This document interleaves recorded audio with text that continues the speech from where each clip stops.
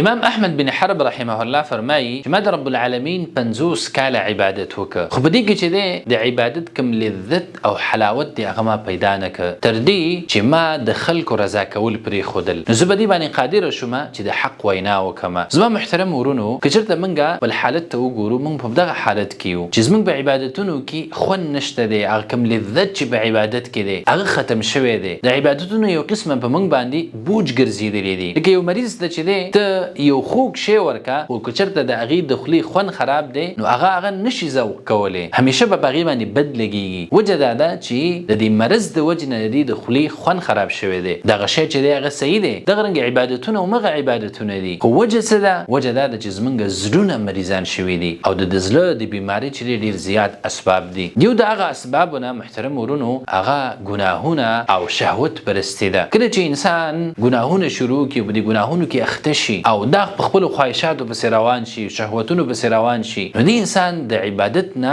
خوند ختمیږي. اولنۍ سزا چې ده د په دنیا کې هم دغه میلاویږي چې دا کوم عبادت کوي هغه د باندې بوج وي، د عبادت کوم لذت چې دی هغه ختمیږي. او رسول الله صلی الله علیه وسلم به فرمایل بلال رضی الله عنه ته ارحنا بالصلاه، ای بلاله په مونځ باندې موږ له راحت راکه. او رسول الله صلی الله علیه وسلم د لمونځ په باره کې فرمایي چې دا زما دپاره د سترګو یخوالی ګرځولی شوی دی. نو مؤمنانو حالت دا و چې هغوی به عبادت کوو، نو په دې عبادت کې به ورته لذت او خوند میلاوېده، خو هغه شی چې دی زموږ د عبادتونو نه ختم شوی دی، موږ یې نه محسوسوو. هغه وجه هم دا ده چې زموږ عبادتونه هغه د ګناهونو د وجې نه او دغه رنګې د خواهش پرستۍ د وجې نه چې دی دغه اثر ترې ختم شوی دی. دویم سبب چې دی هغه د ایمان کمزورتیا ده. کله چې د انسان ایمان کمزوری شي نو نیک عملونه هغه شانتې د ده په زړه باندې بې اثر نه کوي. او د ایمان کمزورتیا څه سره راځي؟ دا هم چې دی په ګناهونو سره، د رب العالمین په نافرمانۍ سره، او خاص کر هغه ګناهونه چې هغه خفي او پټ ګناهونه دي، هغه ریا ده، هغه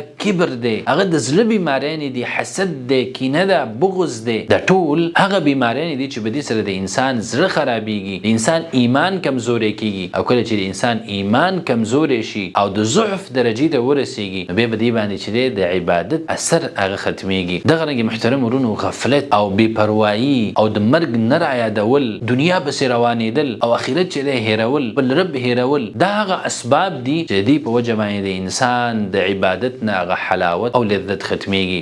او هغه کوم اسباب دي چې هغه موږ استعمال کوو په هغې سره چې دی د عبادت کوم لذت چې دی خوند دی هغه موږ پیدا کوو. اولنی سبب محترم ورونو چې په هغې سره موږ د عبادت لذت او خوند پیدا کولی شو هغه د خپل ځان سره مجاهده کول، د خپل نفس سره چې دی مجاهده کول او هغې سره چې دی مقابله کول او هغه اسباب اختیارول چې په هغې سره د انسان نفس چې دی هغه پاکېږي او د هغې تزکیه کېږي. دویم محترمو غټ سبب او د ټولو نه عظیم هغه توبه او استغفار دی، رب العالمین ته رجوع کول دي. په دې سره چې دی د انسان د زړه نه هغه بد اثر او د ګناهونو چې کوم اثر دی هغه ختمیږي. او کله چې د انسان زړه صفا شي، پاک شي، نو بیا چې دی د انسان د عبادت خوند پیدا کولی شي او دا موندلی شي. بل چې د محترم ورونو هغه د قرآن کریم تلاوت، تدبر سره، فکر او سوچ سره کول، او خپل ژبه چې دی رب العالمین په ذکر باندې لمده ساتل. دا موږ سره مدد او مرسته کولی شي چې زموږ زړونه هغه کومه سختي چې ده هغه ختمه شي. د ګناهونو د وجې نه چې دا زموږ زړه سخت شوی دی، دا تک تور شوی دی، نو دغه اثر چې دی الله رب العالمین د قرآن کریم په تلاوت سره او دغه رنګې په ذکر سره چې دی هغه ختموي. او دې سره د انسان ایمان چې دی قوي کېږي. او کله چې د انسان